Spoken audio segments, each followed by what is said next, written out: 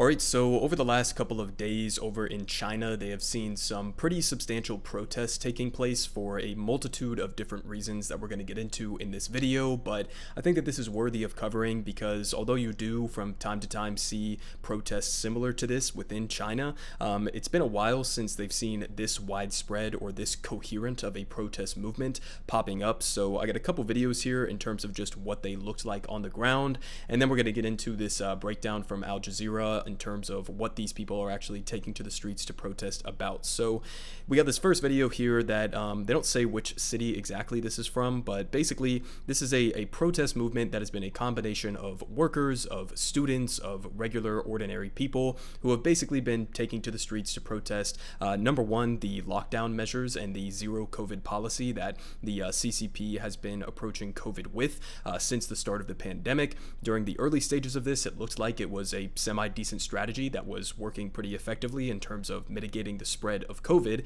Now, obviously, you are always going to have to balance the spread of COVID, the potential death and destruction that comes from that, and balance that with the freedoms of everyday life, freedom of movement, freedom of the ability to just go about your normal day-to-day life. And so they've been trying to take a much more aggressive approach to that balance and basically sacrificing a lot of those freedoms in order to try to control the spread. But the problem that they've gotten to here, which we'll discuss more once we get into this article over here, is basically that now that they've contained it for this long and imposed this many shutdowns, and also due to the fact that a large portion of especially their elderly population remains unvaccinated, if they just let it rip at this point, you are going to see some pretty significant consequences in terms of death and case rising from that. So I mean, they've kind of backed themselves into a corner, and in the meantime, frustrated, it seems like a significant amount of people who have again chosen to take out to the streets. So let's just go ahead and watch this first little clip here.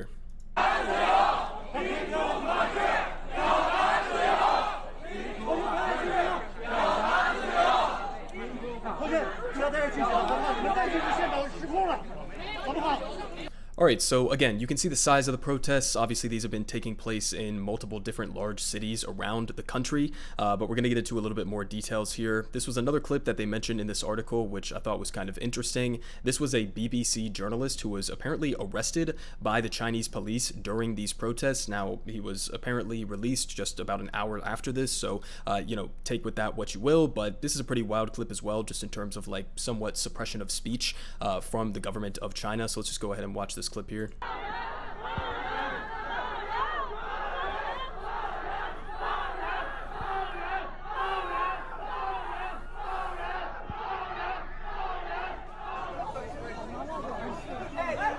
Hey, Barry, call the consulate now.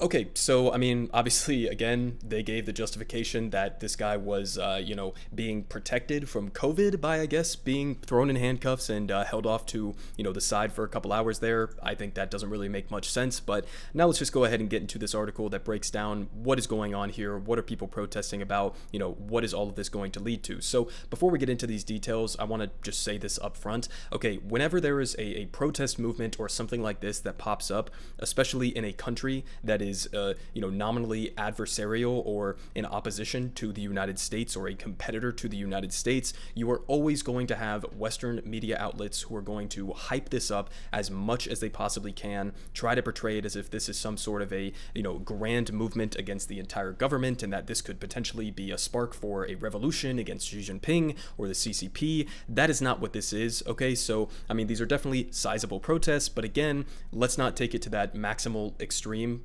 Vast majority of these protesters are taking to the streets for pretty specific reasons, whether it's the lockdown measures or the zero COVID policies or some of the economic consequences that have come from those lockdowns and from that zero COVID policy, as well as just things like wages for some of them, and other people are out there protesting for freedom of speech, and it's just a multitude of different factors that are playing into this at the same time. But I don't want you guys to get the broad interpretation, as some Western media outlets have been trying to portray this as, that this is some sort of like a grand grand, revolution against Xi Jinping or the CCP within the, country of China. So with that being said, and also, it's important to note that since we're talking about China, not just because of the potential bias coming from some of these outlets, but also because there is limited information that we can get out of China because of their restrictions on social media and internet, etc., it can be kind of hard to get a full and complete picture about what is actually happening on the ground. So with that being said, let's just go ahead and get into this article here. So they say China's COVID-19 protests, what we know so far.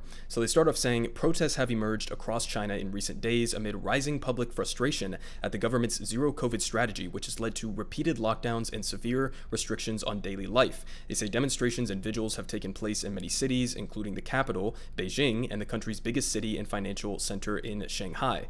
They say protests taking place across so many cities and coalesced around a single issue are unusual and come only a few weeks after President Xi Jinping was confirmed for a third term in office. They say some of the protesters in Shanghai have shouted slogans calling for him to go. So again, some people are calling for the downfall of Xi Jinping.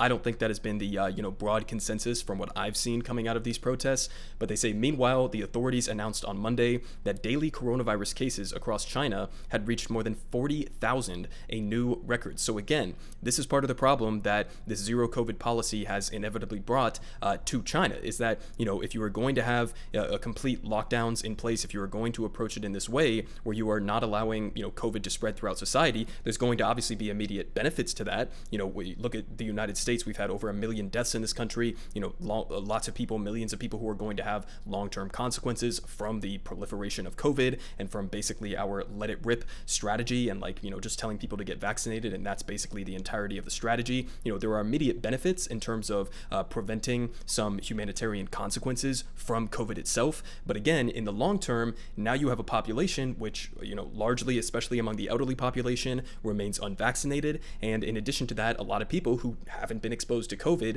and don't have any of that natural immunity acquired to potentially lessen the impact if they do inevitably get COVID. So now they're basically in a situation where you either have to double down on this zero COVID policy and impose even more strict measures to put in place in order to prevent this from being widespread, which is becoming increasingly impossible because of the new strains of COVID that are far more infectious and easily spreadable. So you either have to double down on that, or you kind of have to just, allow this to spread a little bit and kind of accept some of the consequences that are going to come from that, which could be absolutely disastrous because of those previous reasons we just laid out there. But they continue here with a quote saying, "It is definitely unusual that you have so many different cities all across China demonstrating right now." Moritz Rudolph, a fellow at Yale Law School's Paul Tsai China Center, told Al Jazeera. He says you have students who are protesting, workers who are protesting, and this is quite unusual to see at this point in time. So they say, when did the protests start? They say the trigger for the latest demonstrations appears to be a fire on Thursday in ERUPT, the capital of the far western region of Xinjiang.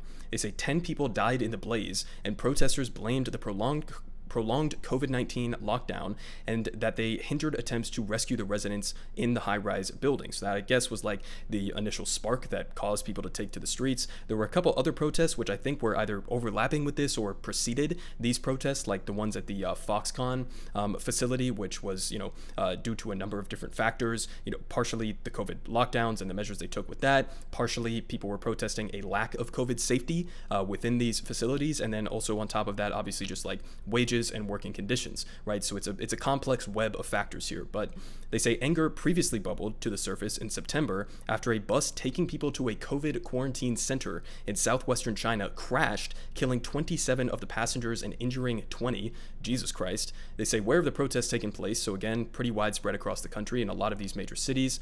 They say the latest protests have been reported in at least 8 cities around China, including Beijing, Shanghai, Chengdu, Wuhan, Nanjing, and Lanzhou. And students at the University of Hong Kong also held small demonstrations on Sunday night, according to Al Jazeera correspondent Patrick Falk. And there have been gatherings in solidarity outside of Chinese embassies overseas. They say many of the protesters have taken to holding up sheets of white paper, and they say that this white paper represents everything that we want to say but cannot say. So I guess, again, protesting against some of these crackdowns in terms of free speech and censorship within China. They continue, finishing off here, saying, why are people unhappy with the zero COVID approach? They say China's strategy to contain the virus is far tougher than the approach now being taken by much of the rest of the world because its ultimate goal remains to eliminate the virus completely. Now, that, I mean, again, you could say that that has some benefits because you are mitigating potential loss of life or, potential consequences long term from getting COVID for your population. But at this point, with the current strains that we have, with the, fact that this has been widespread around the entire world for multiple years now, you're also putting yourself in a difficult position here because, you're a little bit behind the ball. And, once it does inevitably spread because of the increased spreadability of some of these new strains, you might be kind of fucked in the long term if you take this kind of approach here, right? So they say that is obviously a lot harder now that the virus has evolved and become more contagious. Indeed, the World Health Organization has described it as unsustainable, but Beijing has shown no willingness to depart from its so-called zero COVID strategy. They say President Xi has said that it is necessary to save lives and protect the vulnerable. Many of the country's people aged above 80 have not received both their vaccine shots, let alone a booster. So, that's a pretty significant problem here. We saw that here in the United States. If you have some sort of other comorbidity, I don't know why I'm having so much trouble saying that word. If you have a comorbidity or if you are an elderly person, significantly more likely to die from COVID. So if this becomes much more widespread, you could see a large amount of the elderly population within China ending up getting COVID and dying. Now, again, you could debate the efficacy of this zero COVID policy. You could, discuss the reasons why China has been unable or, failed to vaccinate a significant portion of their population to be prepared for this. But they continue saying that under zero COVID policy, lockdowns are imposed in places wherever cases have been confirmed, contacts live or have visited. They say the confirmed cases are taken to centralized quarantine centers, and those living near them are subjected to mass testing and draconian curbs on their everyday lives. These go well beyond any of the restrictions imposed in many Western countries during the height of the pandemic. And they say residents are confined to their homes and not allowed to leave, with businesses and schools closed and transport suspended. And barricades are generally erected around affected districts with food supplied to affected residents. So pretty intense measures that they have been taking to avoid the spread of COVID here. They say authorities have also been known to place cameras outside of people's front doors or even weld them shut. So, there's some people who are saying that may have played a role in why so many people died in that fire that took place in Xinjiang. I don't know. I can't confirm that. Obviously, I wasn't on the ground. I don't know exactly what they're doing in terms of like welding doors shut. But if they are doing that, if those allegations are true, that's pretty fucking crazy, right? But they continue saying what might happen next. Chinese censors have been busy trying to remove images and posts related to the protests that have appeared on the country's popular Weibo and WeChat platforms. And they say by Sunday morning, the hashtag white paper exercise was blocked on Weibo. And they say, again, that BBC journalist that we just watched covering the demonstration in the city was also assaulted and detained. And the broadcaster said that he was released after a few hours. So again, never condoning attacks against the, press. But obviously this is not something that is unique to China. I saw plenty of journalists, including that, a famous clip that went viral of the CNN journalist who was straight up like shot at with either a pellet gun or a rubber bullet by the police and then arrested like live on camera. So this is not unique to China, this police brutality, kind of American specialty. But they continue saying analysts say that the authorities might be wary of taking more of a hardline response, however.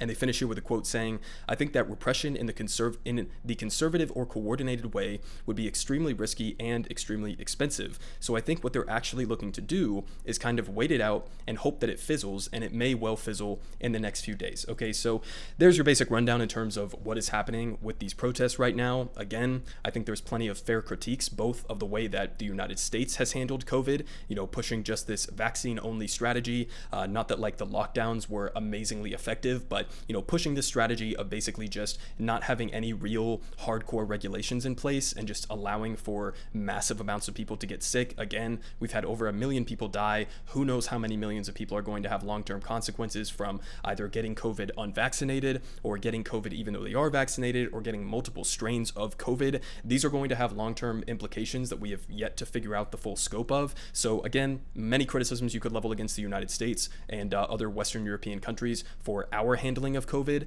Many criticisms you could also have in terms of how the CCP has handled COVID. And, again, you have the immediate benefits of preventing some of that loss of life during the early stages of this. But when you're talking about a global pandemic, when you're talking about the increased contagiousness of a lot of these new variants, this is something that you are just inevitably going to have to deal with. You can't just prevent this from existing within your country in perpetuity and expect that you're not going to either piss off your population with these pretty intense lockdown measures, or that you're going to have significant economic damages in the long term through your economy. Now, I'll leave it up to you guys whether you think, which approach is better, or, whether or not we could have some sort of a middle ground between these two approaches. But certainly it looks like, although these are not protests that are like looking to topple Xi Jinping or the current CCP Chinese government, although they're not that level of protest, it seems like there's a decent amount of people who are taking to the streets right now with pretty legitimate concerns. Everyone is saying good Politic guy has the best Politic. Believe me, no one does it like him.